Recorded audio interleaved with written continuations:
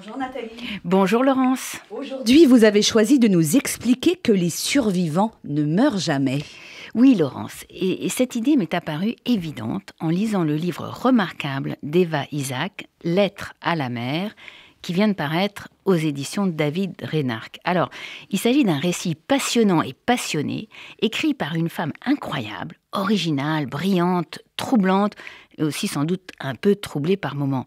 Faut dire que l'auteur a de qui tenir. Elle ressemble à sa mère, une femme haute en couleur, indomptable, une survivante d'Auschwitz. Eva et sa mère sont deux femmes faites pour l'amour, faites pour la passion, pour ce qui est grand et beau. Mais voilà, pour la mère d'Eva, tout s'est brutalement interrompu au sortir de l'adolescence en Hongrie, quand elle fut déportée à Auschwitz avec tous les siens à l'été 1944. Cette toute jeune femme juive de Transylvanie, belle, douée, qui rêvait à un avenir radieux, s'est retrouvée embarquée avec les 440 000 juifs hongrois dans l'envers du monde, dans l'horreur, la folie des génocidaires, la terreur, la souillure, la maladie, la mort, mais s'en est miraculeusement sortie. Comme nombre de survivants d'Auschwitz que j'ai rencontrés, Laurence, la mère d'Eva est double. Elle a conservé une part de ce qu'elle était avant sa déportation, mais a été radicalement changée par ce qu'elle a vu et vécu. Alors, elle se comporte comme une star, elle se revendique indépendante et libre, mais réclame une attention et un amour que personne ne parvient à satisfaire.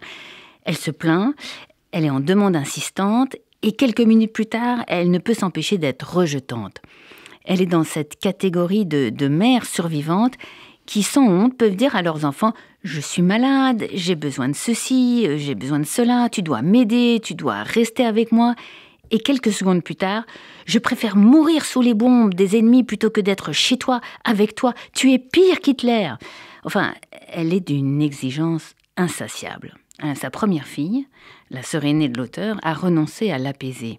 Pire, elle a renoncé à espérer qu'une relation aimante et équilibrée puisse un jour s'établir entre elles deux. Les conflits ont été trop fréquents et trop forts. Alors elle a décidé, il y a plusieurs dizaines d'années déjà, de ne plus jamais la voir. C'est donc à Eva, sa cadette, l'auteur de ce récit, d'essayer de lui faire du bien et d'en recevoir en retour. Mais tout en assumant ce rôle, l'auteur a, dès la fin de sa propre adolescence, ressenti un fort besoin de s'éloigner de cette mère impossible. Elle est partie faire des études, très très loin. Elle s'est mariée le plus loin possible aussi de chez sa mère.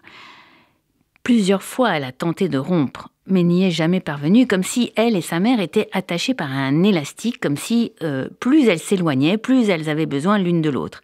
La fille semble aimantée.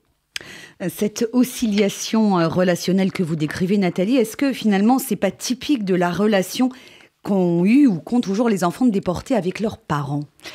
Alors, voyez-vous, Laurence, lors de ma longue fréquentation de ce qu'on appelle les secondes générations, donc ceux qui sont nés au lendemain de la Shoah, de parents revenus des camps, j'ai remarqué deux grandes sortes de relations possibles entre parents et enfants. Il y a ceux qui ne parviennent pas à aimer leurs parents survivants, qui disent que le ou les parents survivants manquaient d'affection, manquaient d'expression affective, étaient froids, distants, incapables d'être disponibles pour leurs enfants, comme si ils ne les aimaient pas, comme si ils étaient pris par autre chose.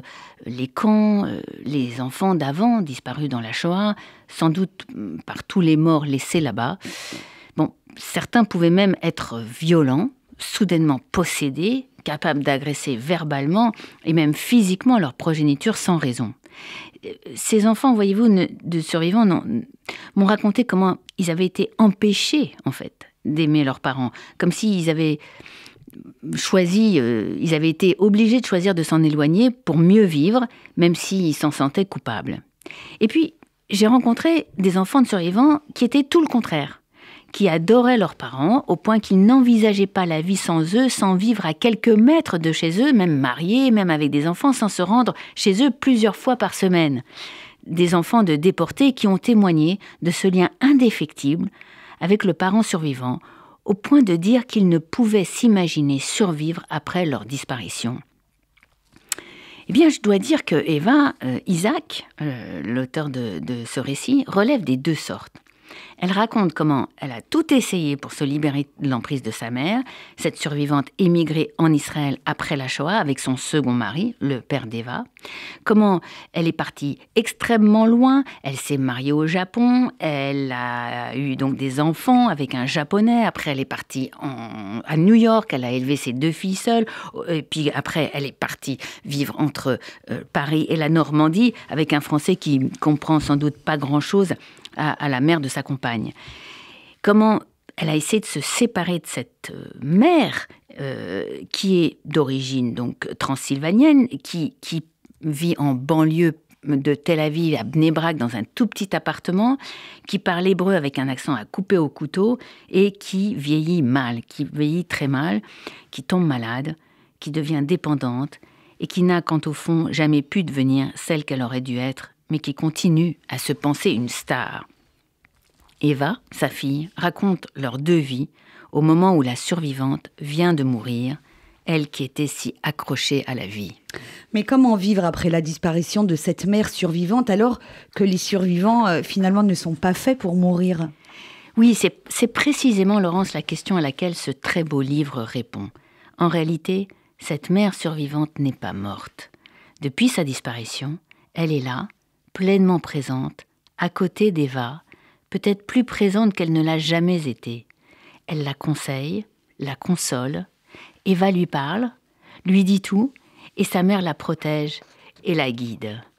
Alors, les survivants ne meurent jamais, c'est ce qu'on comprend en refermant ce récit exceptionnel, ils ne meurent jamais à condition que leurs enfants comprennent comment les installer auprès d'eux après leur mort pour les rendre enfin pleinement vivants. Le livre d'Eva Isaac, Laurence, le livre d'Eva Isaac, Lettre à la mère, aux éditions David Reinhardt, est un superbe récit, un écrit brillant pour une survivante disparue.